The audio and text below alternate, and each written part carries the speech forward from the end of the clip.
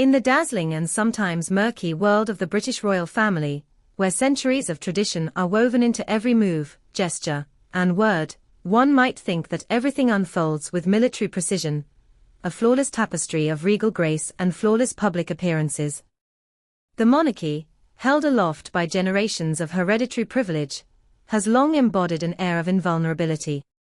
The royal family, by all accounts, operates as a well-oiled machine, each member playing a specific part, no matter how trivial, with their roles clearly defined. But even within this seemingly unshakable institution, where custom reigns supreme, there are moments, fleeting, unexpected, that can cause the most profound shifts, sometimes shaking the very foundations of what we know to be royal protocol. As the weight of history presses heavily upon them, the royal family is expected to maintain a calm exterior. However, there are moments when that exterior cracks, revealing the human fragility beneath. It is in these unguarded moments that we glimpse the true dynamics of royal life, a life far from the polished image we are so often shown. And one such moment, which occurred during the funeral of Queen Elizabeth II, became the first spark in a series of events that would shake the monarchy to its core. The passing of Queen Elizabeth II was not just the end of an era, it was a seismic shift in the British royal family's carefully crafted narrative. The death of the Queen, a figurehead so synonymous with British identity, was not simply a loss of a monarch, but the death of a legacy.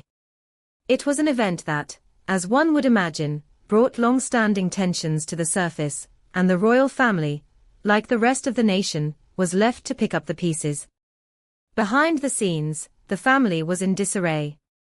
The royal household, notorious for its well-guarded privacy and immaculate public image, was forced into the glaring spotlight. Discontent had been brewing for some time, and the cracks that had been forming within the family finally came to light. At the heart of this turmoil were Princess Catherine, the Princess of Wales, and Queen Camilla, the current wife of King Charles III. Their relationship had long been a subject of whispered conversations, and with the Queen's death, the balance of power shifted once again. This moment of national mourning, intended to unify the royal family and the nation, became an unlikely stage for the unfolding of personal dramas and deep-rooted rivalries. As the royal family made their way to Westminster Abbey for the Queen's funeral, it was clear that all eyes were on them.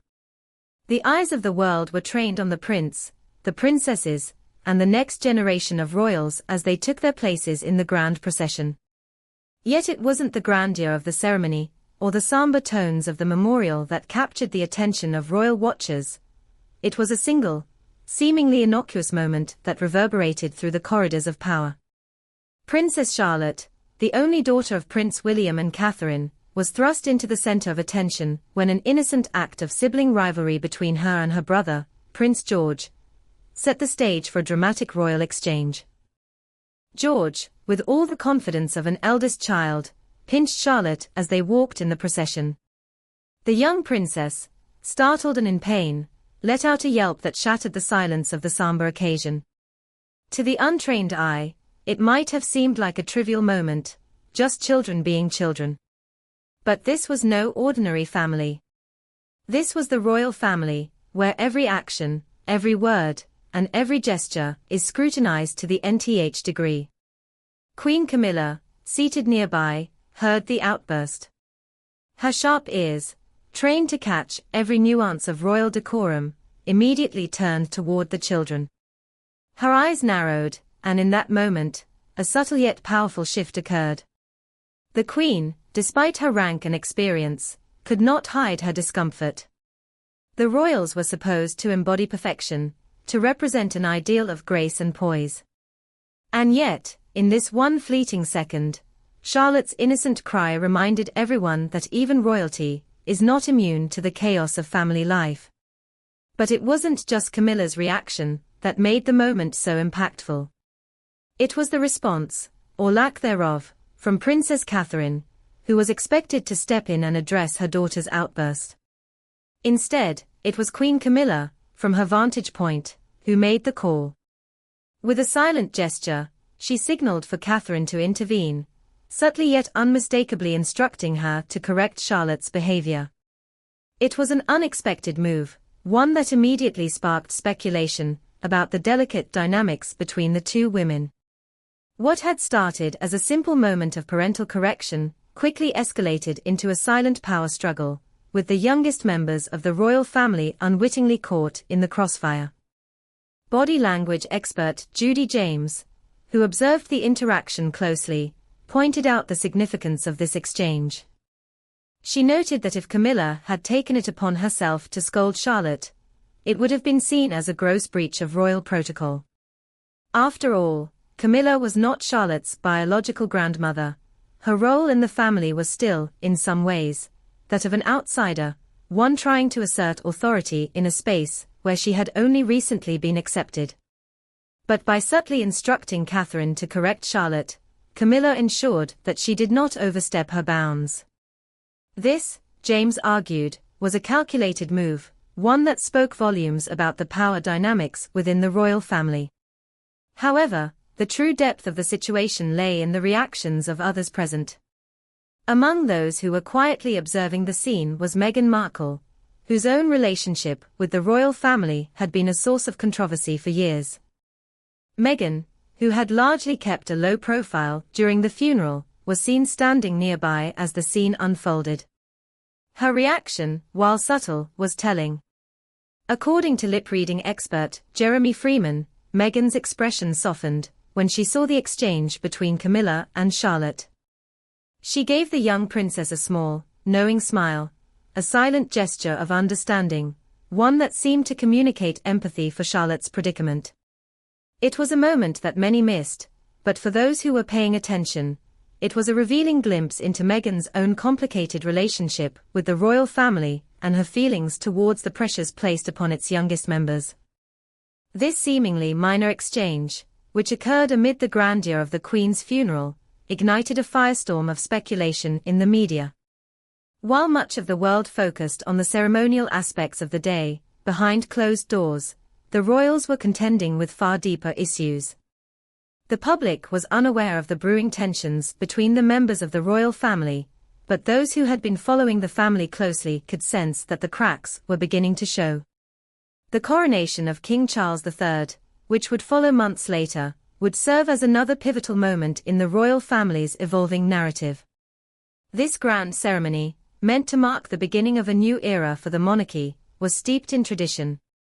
Westminster Abbey, with its Gothic spires and centuries-old echoes, provided the backdrop for the coronation, a ceremony that blended regal tradition with the modern era. Yet, just as at Queen Elizabeth's funeral, the royal family's carefully orchestrated performance was tinged with undercurrents of unease. As King Charles ascended the throne, his coronation symbolized the culmination of his lifelong ambition. But for his children, particularly Prince William and Princess Catherine, the event was laden with its own significance. It marked the moment when they would take on more visible roles in the family's public life, particularly as the new generation of royals began to step into the spotlight. Prince George, Princess Charlotte, and Prince Louis were all present, and each child had a carefully chosen role to play in the day's events. George, with his growing sense of duty, served as one of the king's pages of honor, a role that required him to participate in the intricate rituals of the ceremony. Charlotte, poised as always, captured the attention of the cameras, her quiet elegance evoking the spirit of her grandmother, Princess Diana. And even young Prince Louis, though still only a toddler, seemed determined to uphold the gravity of the occasion, despite his age. His effort was noted, as he attempted to walk the fine line between youthful innocence and royal duty. But despite the public display of unity, it was impossible to ignore the simmering tensions that lurked beneath the surface. The royal family, with all its pomp and ceremony, was no stranger to conflict.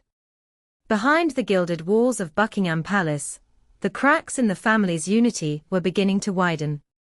As King Charles was crowned, the future of the monarchy was far from secure, with the shifting power dynamics between its key members threatening to destabilize the institution.